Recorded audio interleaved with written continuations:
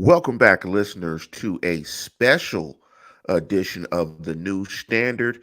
And we felt like we wanted to bring you a special show on Monday because we want to get into the cap issues, free agency, because this is a very busy and a very exciting week for the Pittsburgh Steelers. And as always, I have my partner in crime to my left, Neil Coulong. What's up, Big Neil? A great day, Lance. This is, in many ways, the real Super Bowl for the business season, for the real business side slash salary cap slash even draft dorks like myself. You really get into this time of the year because this is all about roster construction, and that's kind of what starts today. The league year will start at 4 p.m. Eastern on Wednesday, but today starts the official tampering period, noon Eastern today. Players and teams can come to terms on contracts. They can discuss financial um, matters as it pertains to the player, whether or not the pending free agent wants to sign with this team or that team. 90% of the money that is spent in an NFL season is spent in the first 2 weeks of the league year. So right Indeed. now, what we were talking about is transaction porn. There's all kinds of stuff going on, all kinds of players moving different places, markets being reset, new contracts, over optimistic viewpoints of players, incredible pessimism and taunting. We get everything starting today, Lance. I'm very excited. Yeah, I was going to make a joke, but then in my head, I heard it and then I had to stop myself. I had to self edit. So, of course, and I'm glad that I did that starting Monday because it's very early on my end. So, it was great that I did the edit. Big up to Felicia, big up to Mel, big up to Donovan, and big up to everybody that's joining us live. We started a little bit early. As always, if you want to catch the program, you can catch it on YouTube, do a search for the New Standard. Also, you can catch us via podcast.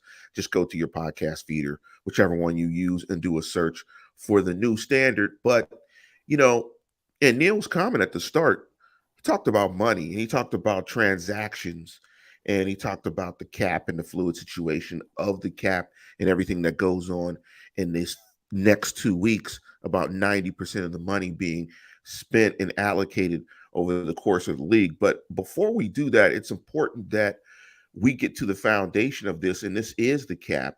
And we're going to jump through a couple of numbers to give you a sense of where the Steelers are cap wise right now. And of course, that is fluid. It is going to change because of several factors, and it will be different by the time the official business season starts on Wednesday, because this is just the tampering period. But the biggest thing we want to jump into right now is just the cap number itself. And the NFL set it for $24.8 million for the league. Explain that number, Neil, and just generally what the cap means and what is it and how does it impact teams? Let's start with that. The NFL salary cap is a total accounting of what all teams are spending on players. That's salary, bonuses, all of that together. A good rule of thumb to look at the salary cap is every dollar a team spends on a player has to be counted for at some point. When it gets counted is where things change up. It's not just a straight roster salary. Not every dollar that you spend counts every year that you spend it. And some years you're counting for dollars that you didn't spend. Teams are able to do that through the use of signing bonuses and a rule that allows them to spread the total cost of that salary bonus over the life of the contract that they signed. Simply put, you sign a 5-year contract and you get a $10 million signing bonus, you can spread that $10 million incrementally, evenly over each year of that contract. So the signing bonus would Proration. count for $2 million on each year of it. The prorated amount of that remains on the team's books. This is what you hear referred to as dead money. In other words, if that player is cut after 1 year, they paid him the $10 million signing bonus. He gets that over the first year of the contract, but there's still $8 million left to account for on the salary cap. If he's cut, all of that counts in that season. Otherwise, it just continues to come out in $2 million increments on the cap. So the player gets the signing bonus. He's paid that signing bonus in the first year of the contract. That's up to the team typically and how they do that. I know the Steelers pay it out along with their game check.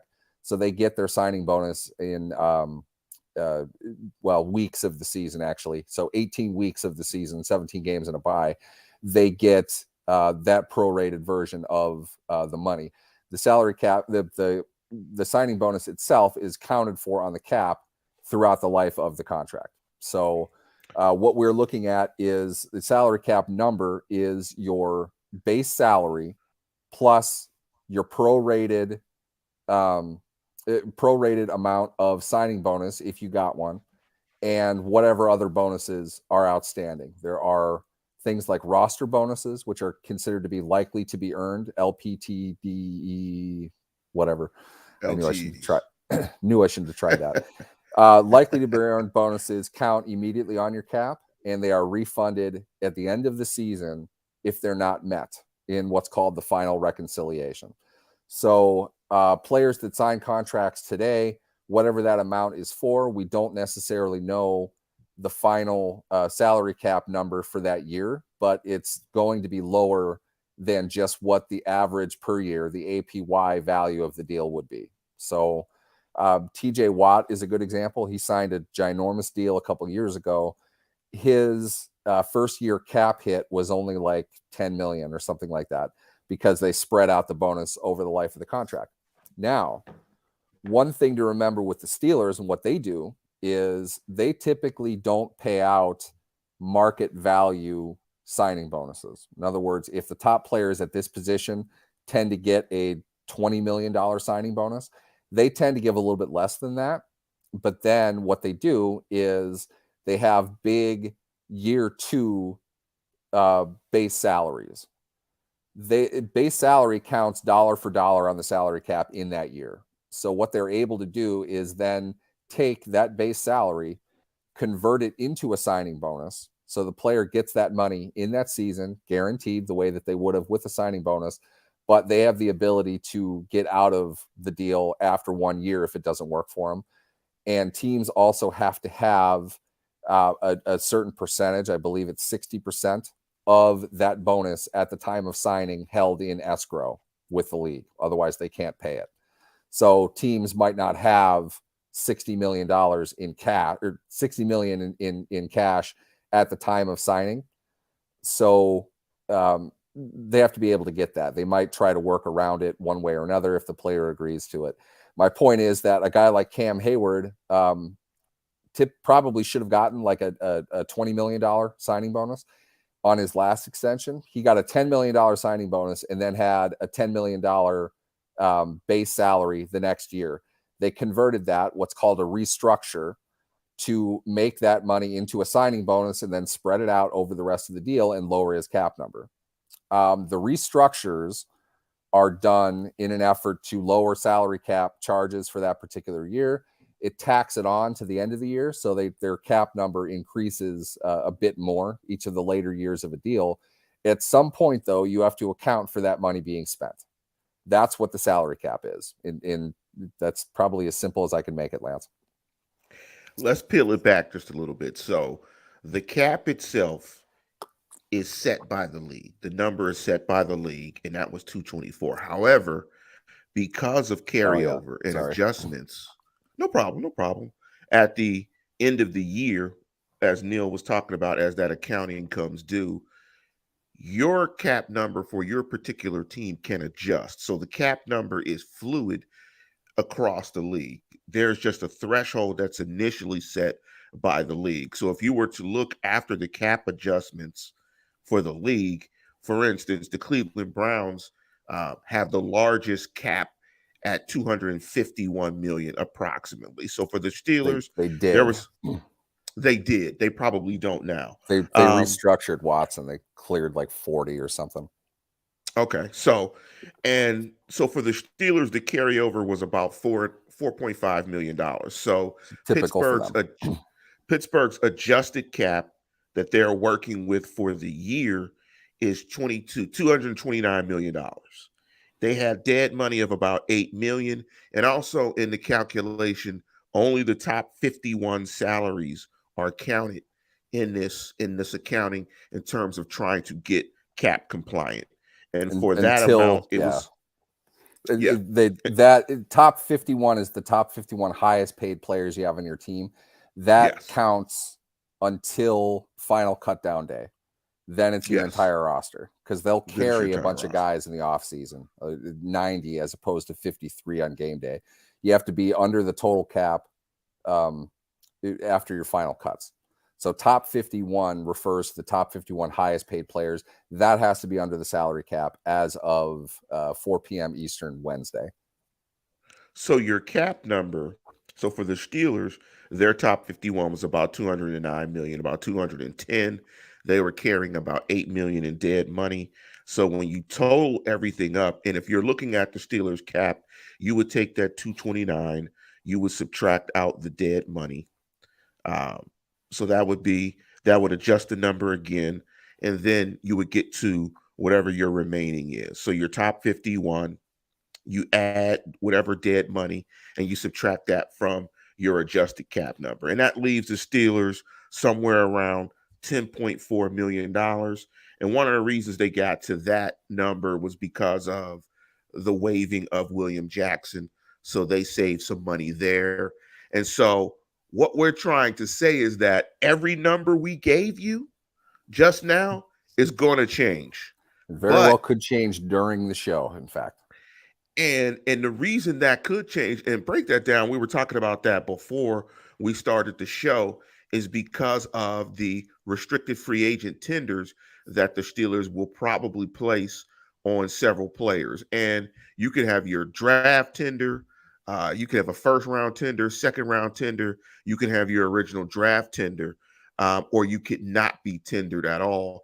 And each of those tenders come with different values, which impact your cap, and they will be subtracted from the Steelers' cap number of 209.9 million of the amount of where they're at, which means their remaining cap space will be reduced as well by whatever the total amount of those tenders. So talk about that real quick, Neil. Yeah, the Steelers have right now 4 restricted free agents, which means these are players who are not signed currently for the 2023 season and have less than 4 years of accrued experience within the NFL.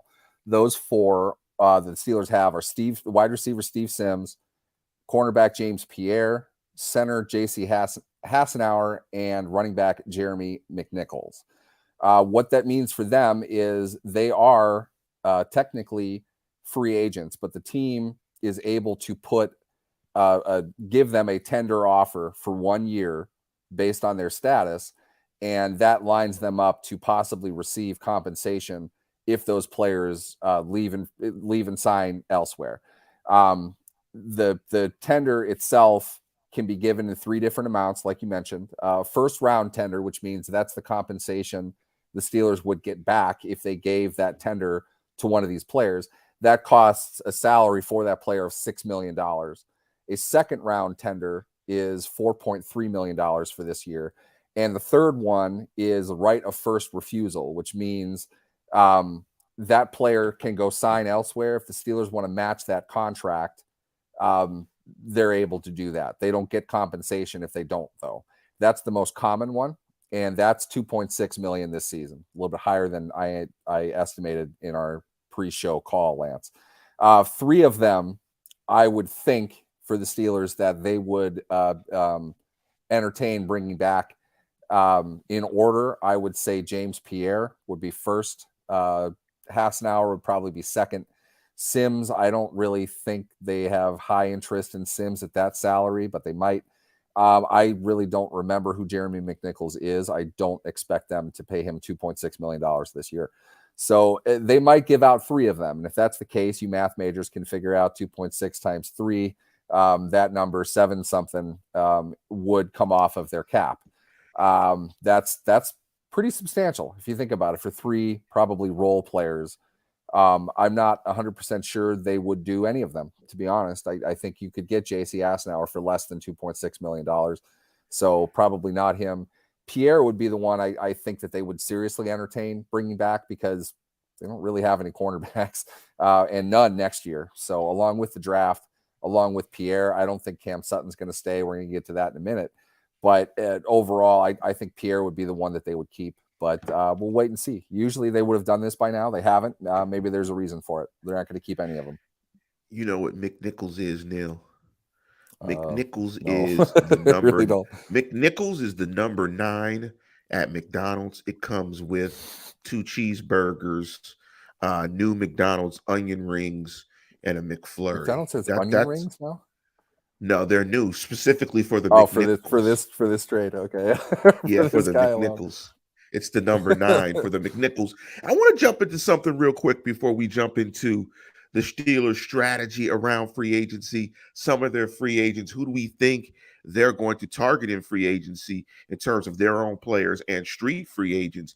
I want to get into a comment that Felicia made. And it's a comment that sometimes is misleading. And she wrote, okay, we have 10 million to spend.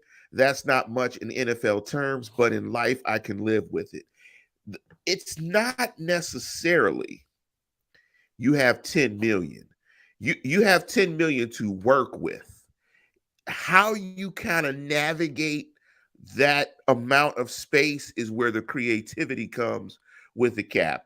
Because we've seen numerous teams in numerous times where it looks like a team has like, yeah, they have 10 million in cap space, but they sign like 6 players. It's just space. How you use it and how you maneuver it is how you do it.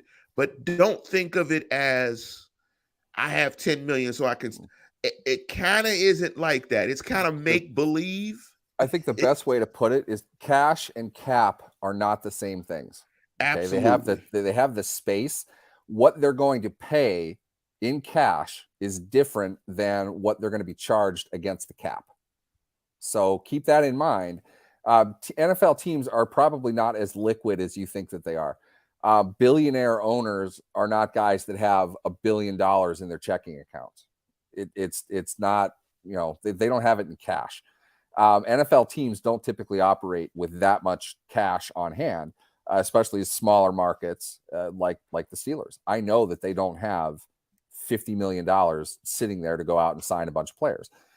They get, as Lance said, they get creative with how they're using the space. That's not money to spend necessarily.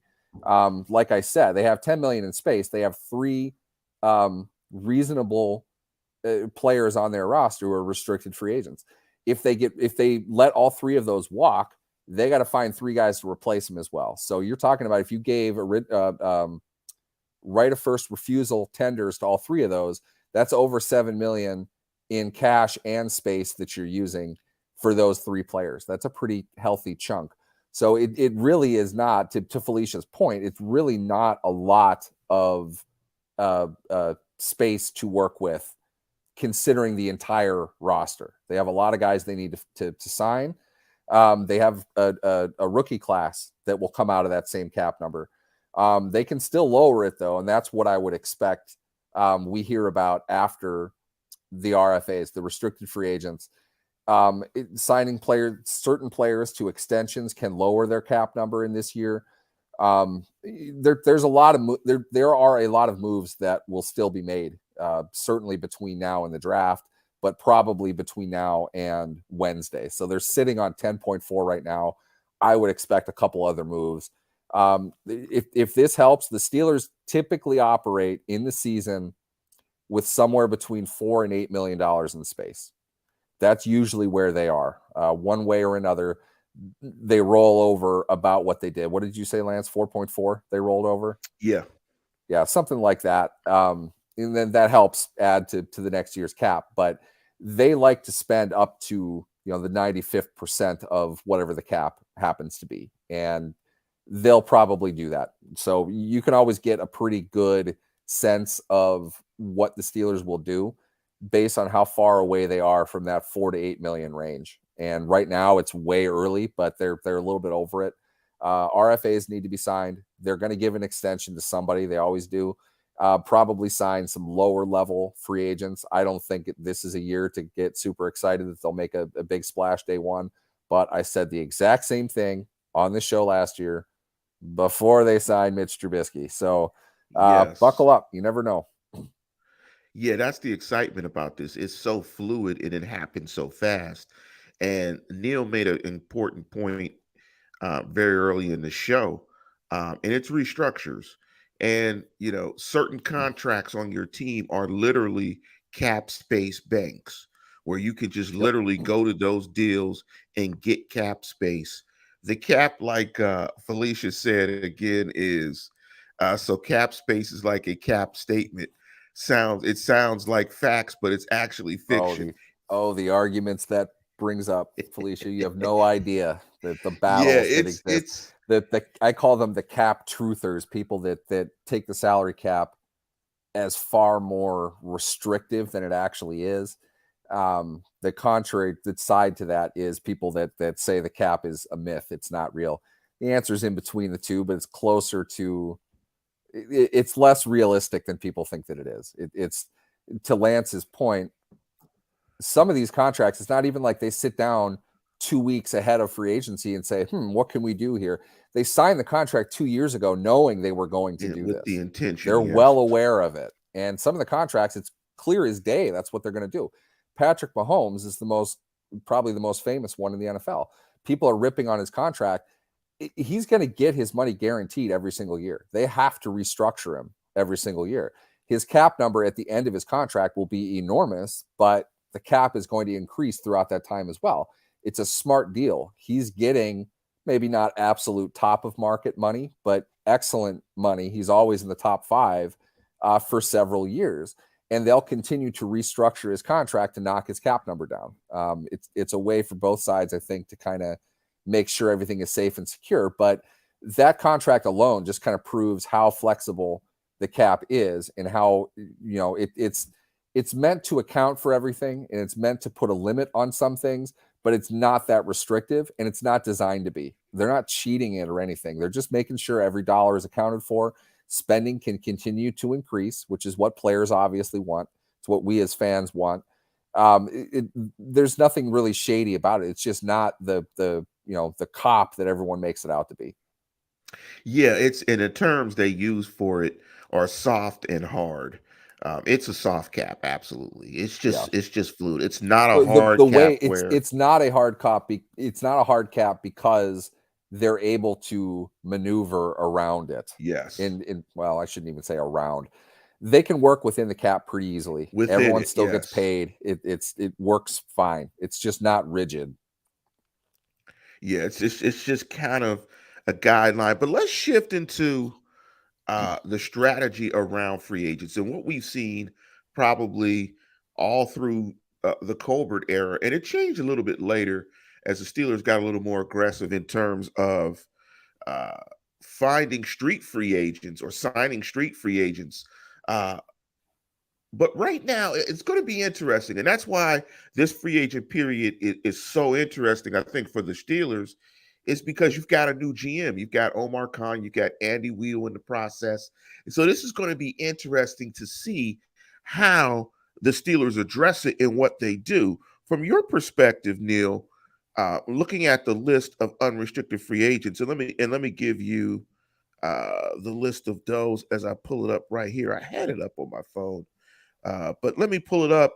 In terms of the unrestricted free agents, I think the biggest one definitely that everyone is pointing to and alluding to is Cam Sutton. And let me give you the rest of the numbers here, or the guys' names here. And that's Cam Sutton, Larry Ogunjobi, Terrell Edmonds, Devin Bush, DeMonte KZ, Robert Spillane, Mason Rudolph, Derek Watt, Chris Wormley, Benny Snell Jr., Malik Reed, Trent Scott, Zach Gentry, Miles Boykin, Tyson Alulu, Jesse Davis, Marcus Allen, and Carl Joseph. Do you want to go through the list and kind of give us a thumbs up or thumbs down, or do you want to just kind of go on the overall strategy of what you think is going to happen? It's tough. I think we should start with the overall strategy just because there are some names in there, perhaps a little bit Yes. more than usual. They're going to let a lot of guys walk this year, and In many cases, it's probably a good thing. This is really sort of a transition year in terms of the depth of the roster. They need to rebuild that. And some of these guys are just going to be certainly right away too expensive. They're going to let this is typical. Let's start with this as far as strategy goes. The Steelers typically, and this is I guess probably true of a lot of teams. I'm just going to focus on the Steelers because I know it. They let players enter free agency to get a sense of what their market is. It's giving the player the opportunity to go find their money. And in many cases, if they want them back, what they'll say is, okay, well, if you want to come here, let us know what they're offering you. We'll see what we can do about it. I would imagine somebody like Terrell Edmonds, somebody like Cam Sutton, these are guys that they're interested in seeing what type of market might materialize. You might remember with Terrell Edmonds last year, when they didn't pick up his fifth-year option, they let him into free agency, and he spent a month in free agency before he came back and signed a one-year Yeah. deal with the Steelers for a lot cheaper than I thought that they would. I would think that would probably be similar this year. And now you've got Casey as well to bolster that market, to bolster the position. I would think they'd need to bring one of them back. I would think that they would want Edmonds.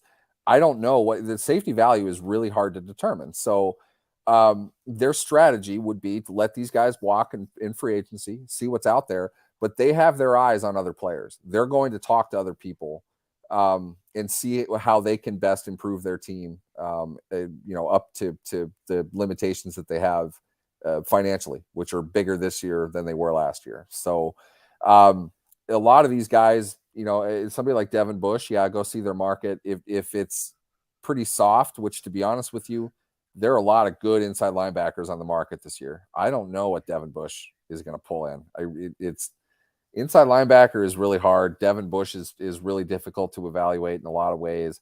But for the sake of continuity, if Devin Bush doesn't get anything and wants to come back for $2 million, I wouldn't be surprised to see the Steelers do that deal.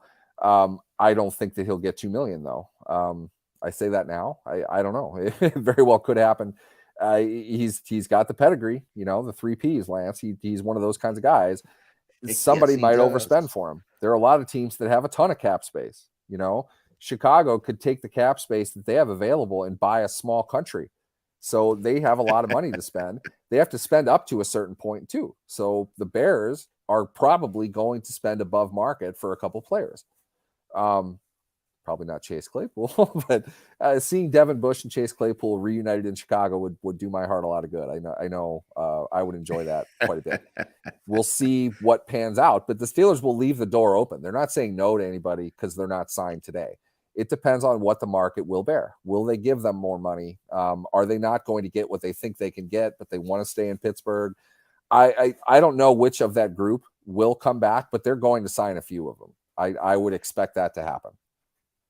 The KZ, and it doesn't happen often with the Steelers, but the KZ versus Bush kind of not a dilemma, but a lot of times the Steelers don't have position groups essentially, I don't know, battling against each other, players in a position group to see who's going to come back. In terms of that Bush versus KZ argument, I think the combination of Minka Fitzpatrick and not Bush versus KZ, excuse me, Edmonds versus KZ. I like the combination of Minka Fitzpatrick and Edmonds. I like the flexibility that Edmonds brings to that defense, particularly his ability to play in the box and his ability to cover tight ends. And um, we've seen him run down the seams with wide receivers.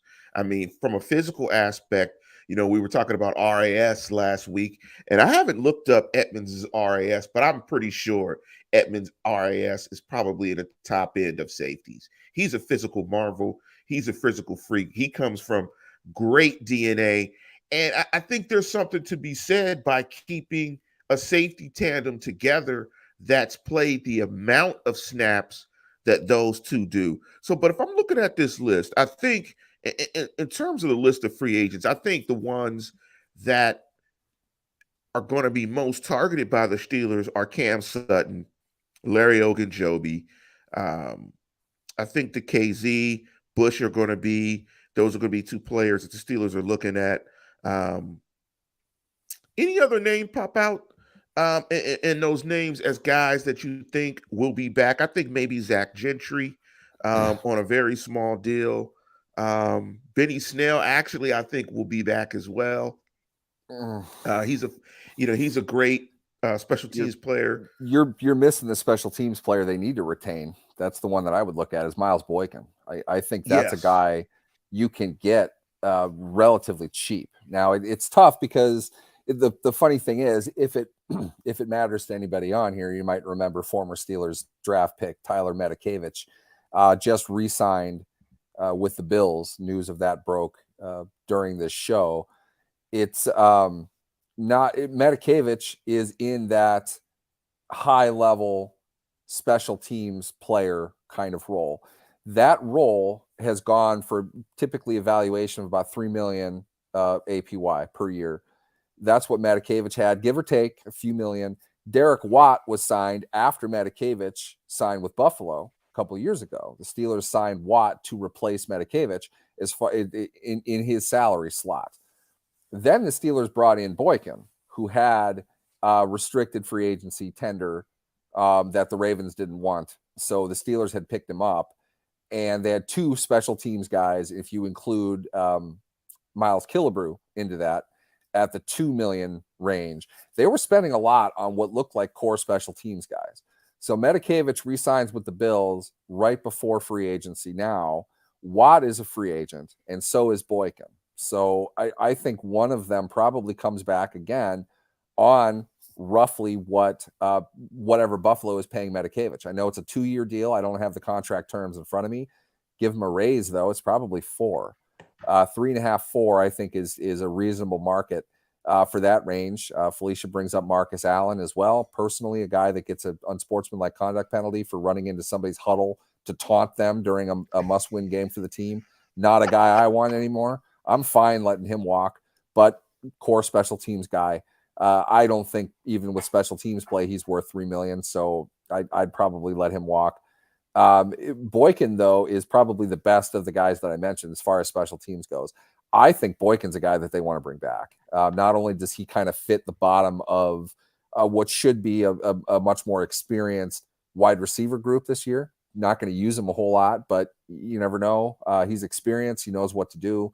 If Pickens were to suffer an injury, Boykin's a guy that knows how to run the routes. He knows what the offense is. That's what you're paying your 5th or 6th receiver to do. But he needs to be a big special teams player, which is Boykin. So I think Boykin is a guy, not the sexy pick, not the guy I think people want to talk about today, but he would be the one of that group that I would see them bringing back. I'm interested, though, in what they want to do with Zach Gentry. Do you want to bring in another younger tight end to go along with Freiermuth, who's clearly going to get the bulk of the snaps? The developing Connor Hayward, kind of the versatile version. He can play H-back. He can play on the line. Did a lot of great things in the offense, especially over the second half of the season. Was very impressed with how well he developed.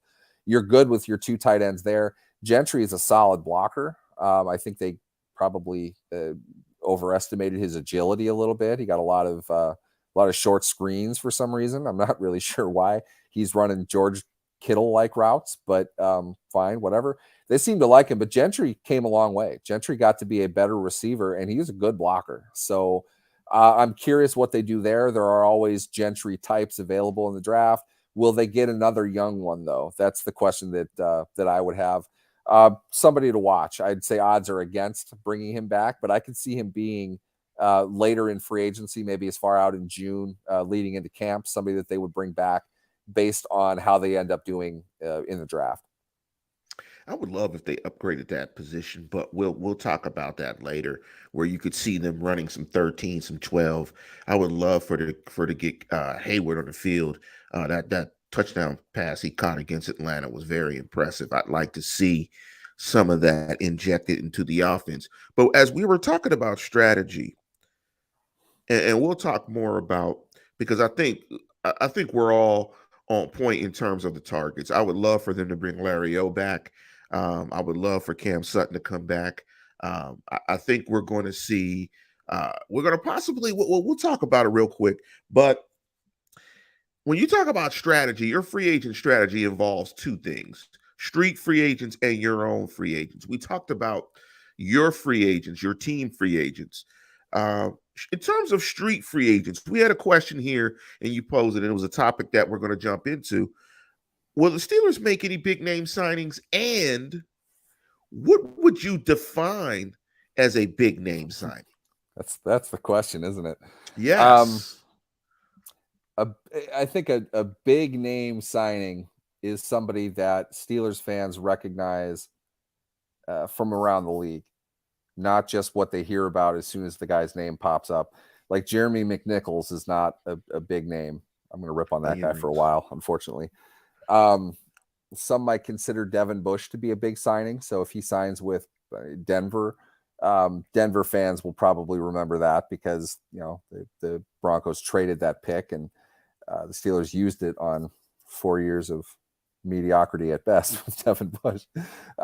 They get him back at 1/8 of the cost. I'm sure they'll be kind of excited. As far as the Steelers go this year, I would not anticipate them signing a big name. A lot of asterisks in that, though. Big name is relative. I put it this way: James Daniels, probably not what I would consider to be a big name. They gave him the type of contract, though, a little bit less, but I thought they were going to go after Brandon Scherf, who signed with the Jaguars. He was the top guard in the market. I figured they were going to spend money on a guard. We talked about that last year in this same segment, Lance. They signed Daniels to it. I have no clue whether they went after Scherf or not, but Daniels got the money that I figured they were going to spend on an interior offensive lineman. And then they signed Mason Cole as well, less money. He's not a big name either. I might have considered kind of Larry Ogunjobi to be a big name. Other people might not have heard of him beyond the Mason Rudolph thing, so he doesn't really count. We know who he is for sure. It's about the money, and that depends on position. You're looking at length of contract. Something over 2 years should be considered big, certainly for the Steelers, for a player that's not one of theirs. You want to say guaranteed money kind of is everything, but there's something to be said about a 3-year, $30 million deal would be a big deal for the Steelers.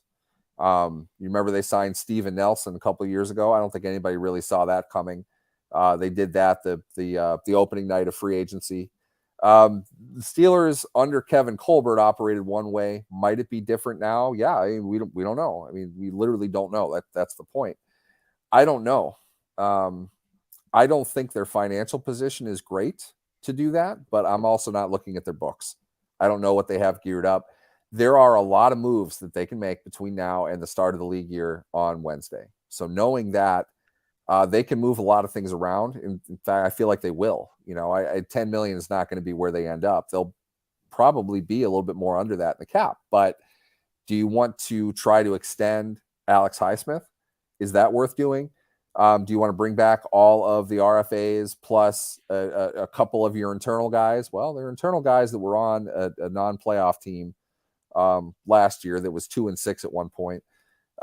Chris Wormley is a guy that produced pretty well for you. Do you want to put everything in and sign Cam Sutton to an extension? I think Cam Sutton, market-wise, is a guy that's looking at 13 a year, 14 maybe.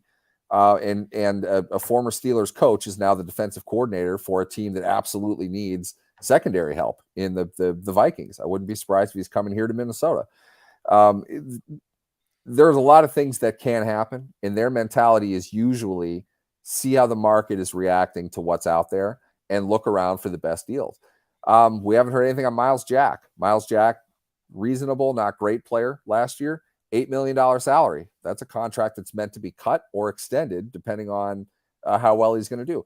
Do you want to keep Miles Jack for this season at $8 million? Depends on what you want to do with him, and it depends on who you have. Mark Robinson is the other one. Keep in mind, Robert Spillane, too, is an unrestricted free agent. So you lost a lot of depth at linebacker if you lose Bush and Spillane. You got to draft one. Do you want to bring in another young guy along with Robinson with the new linebackers coach and Jack? It might be tough. You might want to bring in a veteran as well. Should it be a core veteran special teams guy, I don't know. What are you doing with Boykin? What are you doing with Watt? There's a lot of things that go into this, and we could go for days on it. I don't think this would be the year that they'll sign more than maybe one contract at an $8 or $9 or $10 million APY. That's my guess. I don't think they're going to bring Cam Sutton back. I think he's earned a much bigger market than what the Steelers can pay. I do think, though, a veteran cornerback wouldn't hurt. They need to draft one. We know that because Arthur Maulet, Levi Wallace, and Akella Witherspoon are all gone after this season. They all have 1 year left on their deal, and we don't know what they're doing with Pierre. So they might not have any cornerbacks next year. They need to draft one. Might not be a bad idea to bring somebody in. Big shout out, though, to our boy Isaiah Buggs. He is reportedly signing a 2-year extension with the Detroit Lions. Really great to see him making some hay somewhere else. I love Isaiah Buggs, not because he was a consistent player, because he absolutely was not, but because of the 2-gap play he made against Lamar Jackson on 4th down in the pandemic year to seal the game for them late. Big goal line stop on 4th down. Buggs made that play like a pro. Great move. I'm excited for him just for that. Steeler for life. I'm one of those kinds of people. I root for him. And obviously Tyler Medikevich as well. Congratulations to them. Still in the NFL. It's good to see Steelers. Did we draft Buggs? We drafted Buggs, right? He was like a 6th or 7th round pick. It's good to see Steelers draft picks making hay elsewhere. I'm not sure there was really room for Buggs here. There wasn't for Medikevich either, but they're making hay, and good for them. And interesting, you said 13 million. Interesting looking at the APY, and that's average per year.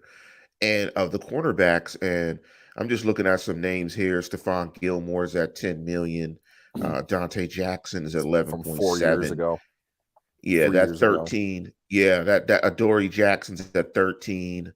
Shavarius Ward is at 13.5. Marcus Peters is at 14,000. Carlton Davis at 14.8. So, you throw a dart on the board, it's going to be somewhere around there. I can't see the APY being Xavier Hayward territory at 18 million. And if it is at 18 million, he should walk and go ahead and get that deal and go ahead and get that money, because that would be a great deal for Cam Sutton. It would definitely change, his family's future.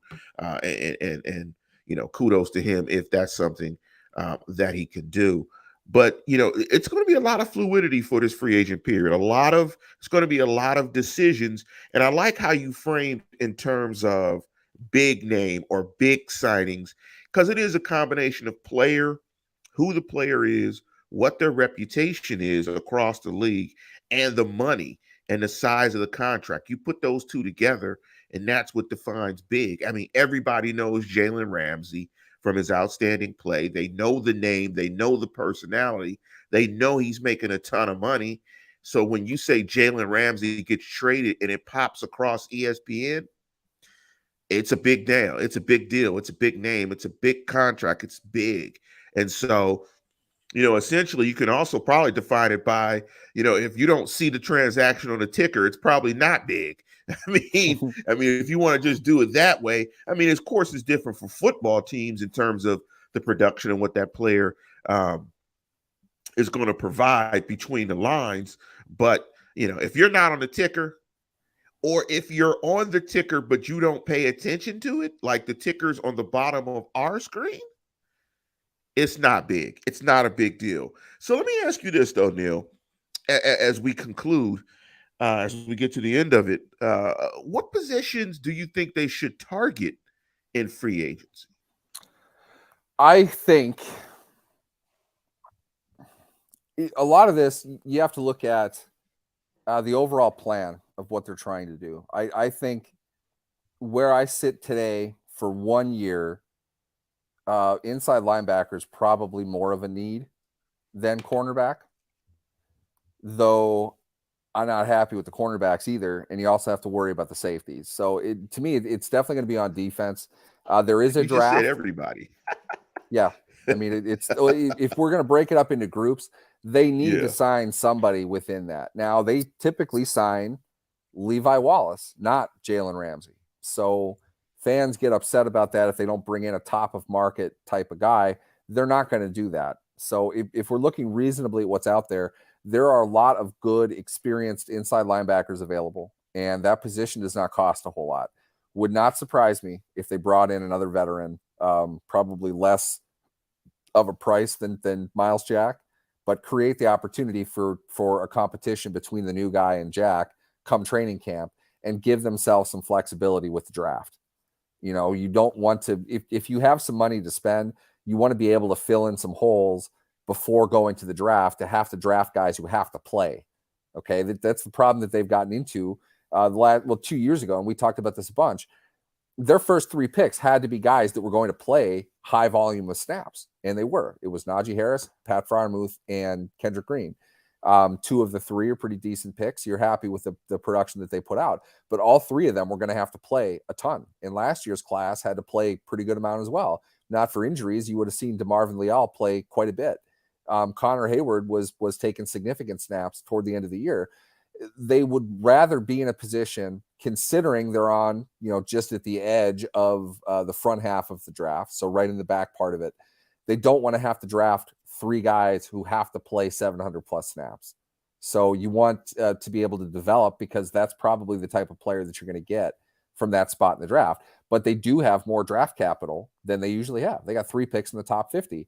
So they could find a couple guys who could play right away at the more premium positions, which I think they need for the future as far as the offensive tackles and the cornerbacks go. In my opinion, 2 of their first 3 picks are going to be at those positions. So do you need to sign a veteran for any of those, if that's what you want long term? So to me, I think the focus is probably going to be on inside linebacker. You probably want to draft one of those as well, but cornerback is absolutely a need long term. They're going to need to draft one. They may need to sign one as well. If they can't bring Sutton back, they might need to find somebody just to make sure they have somebody and are not looking for a starter come June. That's definitely not the position you want to be in. So for me, call it. I think they'll avoid corner in free agency. They'll look for it in the draft. I think inside linebacker will be a free agency target of theirs. And they'll, as always, look around for bargains. If there's a good player out there wherever, they have something of a need, somebody that's going to improve their team this year, I think they'll make a run for it. It just depends on who it is and how much that's going to cost. G Stacks 434 brought up a good name, and I'm familiar with the kid because I live out in the Bay Area, so I see him a lot. That's an interesting name, Azahiz Al-Shair, the linebacker from the 49ers. He's young and he can play. He's going to get money. Yeah. He's going to get money. He's going to get paid by somebody because he can absolutely play. And their linebacker core and that team was awesome, and he stood out as well with the rest of those boys. He could play, and I'm sure he's going to get money. But I'm hoping that the Steelers make a splash or 2. I mean, I'm not highly optimistic of it. This team usually makes solid foundational type spending to augment and supplement the roster, not necessarily to bring in stars to raise the tide significantly. As Reginald Rivers is complimenting, I'm laughing in the chat, complimenting Felicia's picture in the chat. Leave Felicia alone, Reginald. But it's going to be interesting to see how the Steelers proceed. And I know if you guys see some of my short rants, my last one was 29 touchdowns rant. One of these draft picks better be on the offensive side of football in these top 50 picks, man, because you can't score 29 touchdowns over the course of a 17-game season and realistically think you're competing for a championship. But with that, Neil, we're going to go ahead and get off the show. I want to thank everybody who chimed in with us today and joined us for this special free agency primer show. We're also going to be back on Wednesday because every cap number that we gave you, except for the NFL cap, what the Steelers adjusted cap was, is going to switch. Their amount of cap space is going to change. The carryover dead money, that stuff is the same, the top 51, but their cap space will change by Wednesday. So hopefully by Wednesday, we're talking about some signing and some football stuff too as well, in addition to some of the numbers. But with that, we're going to conclude the program. Big up to my guy, Claude. And as always, Tune in, tell a friend, and subscribe. Go Steelers.